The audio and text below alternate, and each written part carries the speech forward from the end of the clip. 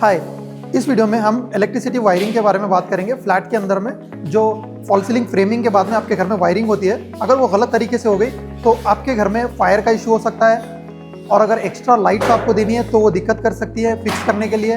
और अगर आप ड्यूल टोन लाइट्स ले रहे हैं तो ऑन ऑफ के लिए आपको प्रॉब्लम हो सकती है। सो ये सारी चीज़ें हम इस रील में बात करेंगे, आपको डिटेल में दिखाएंगे इस वीडियो में। तो चलिए, अभी हम लोग हैं ड्राइंग एरिया में। यहाँ पे देखिए वायरिंग का वर्क चल रहा है। तो आपको कुछ चीज़ों का ध्यान रखना होता है, जैसे कि यहाँ पे डाइनिंग के पास वायरिंग कंप्लीट हो चुकी है, ये वीडियो में आप देख सकते हैं। तो हमने सबसे पहले जो सीलिंग है, सीलिंग में पाइपिंग वर्क किया है।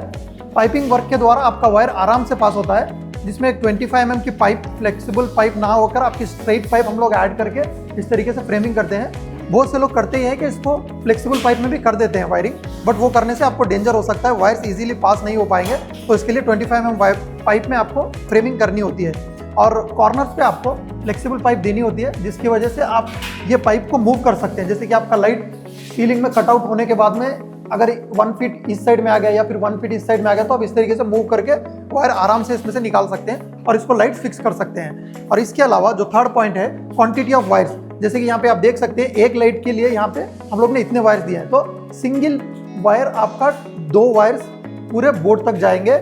ऐसे करके जितने भी 4 लाइट से समझिए, तो 4 लाइट के पास से यहाँ पर तक सिंगल वायर्स बोर्ड के पास आएंगे आपके। देखिए यहाँ पे कितने सारे वायर्स हैं, सिर्फ ये डाइनिंग एरिया के लिए इतने सारे वायर्स हमने यहाँ पे लूपिंग किए हैं। इससे होता ये है, इंडिविजुअल लाइट्स के पास एक वायर अगर रहेगा तो आप कभी भी लाइट्स ऑन ऑफ करेंगे तो आप कनेक्टिविटी हमारे कंट्रोल में रहेगा कि हम ये 2 लाइट्स डायगोनल में देने हैं या फिर सिंगल लाइट्स हमको स्ट्रेट में देने हैं। ये सारा कुछ हम ऑपरेट यहाँ से कर सकते हैं। और इसके अलावा कोई एडिशनल लाइट भी आपको चाहिए, हैंगिंग लाइट चाहिए या फिर कॉर्नर में एक स्पॉट लाइट चाहिए, तो उसके लिए भी ये स्ट्रेट पाइप्स होने की वजह से हम उसको थोड़ा सा होल्ड करके वहाँ से वायर निकाल सकते हैं। फ्लेक्सिबल पाइप होने से हम ये काम नहीं कर सकते हैं। तो इसकी वजह से हम लोग को एडिशनल वायर्स देने रहेंगे और सिंगल वायर लेना ज़रूरी रहेगा। सिंगल वायर लेने से आपके वायरिंग पे लोड कम गिरेगा और आपका फायर का इशू 0% हो जाएगा।